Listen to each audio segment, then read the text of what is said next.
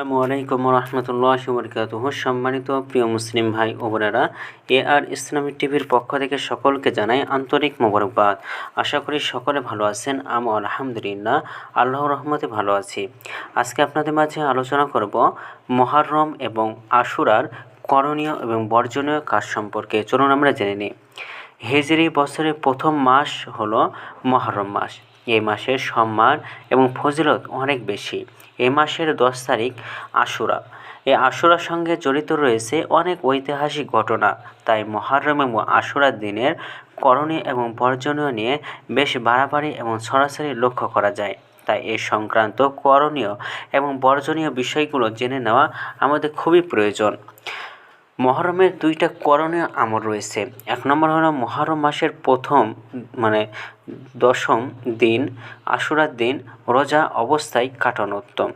হযরত ইবনে আব্বাস রাদিয়াল্লাহু তাআলা আনহু বলেন, আমি আল্লাহর রাসূল সাল্লাল্লাহু আলাইহি ওয়াসাল্লামকে আশুরার দিনের রোজার উপরে অন্য কোনো দিনের নফল রোজাকে প্রাধান্য দিতে দেখিনি। সহিহ বুখারী শরীফ। 2 তওবা করা। হযরত আলী রাদিয়াল্লাহু তাআলা আনহু বলেন, একবার আমি রাসূলুল্লাহ সাল্লাল্লাহু আলাইহি ওয়াসাল্লামের কাছে বসা ছিলাম। ওই সময় এক ব্যক্তি এসে তাকে বলল, হে আল্লাহর রাসূল, রমজান মাসের পর আর কোনো মাসের রোজা পালনে আপনি আমাকে আদেশ করেন? রাসূলুল্লাহ সাল্লাল্লাহু আলাইহি ওয়াসাল্লাম বলেন, রমজান মাসের পর তুমি যদি আরও রোজা রাখতে ইচ্ছুক হও তবে মুহররমের রোজা রাখো।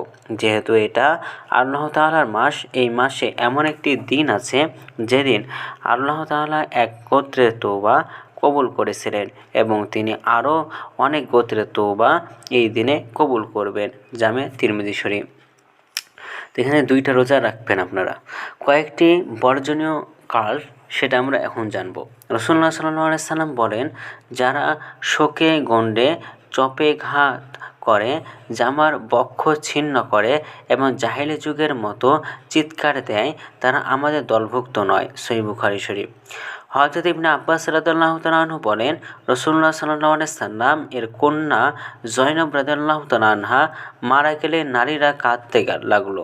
ওমর রাদিয়াল্লাহু তাআলা আনহুর হাতের কড়া দিয়ে তাদের আঘাত করলেন। এই অবস্থায় রাসূলুল্লাহ সাল্লাল্লাহু আলাইহি সাল্লাম হযরত ওমর রাদিয়াল্লাহু আনহুকে সরিয়ে দিয়ে বললেন, ওমর, কোমল হও।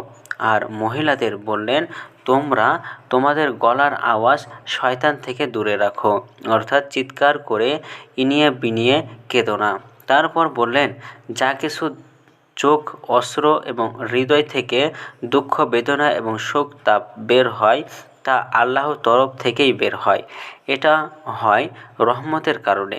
আর যা কিছু হাত এবং মুখ হতে বের হয় তা হয় শয়তানের পক্ষ থেকে। জামিউস সগীর।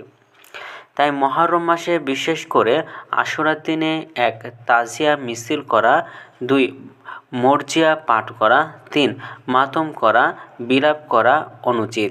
ইসলাম এসব বিষয় সমর্থন করে না। আমাদের ভিডিওটি যদি আপনাদের ভালো লাগে তাহলে অবশ্যই চ্যানেলটি সাবস্ক্রাইব করে পাশে থাকবেন। ধন্যবাদ সকলকে। আসসালামু আলাইকুম ওয়া রাহমাতুল্লাহি ওয়া বারাকাতুহু।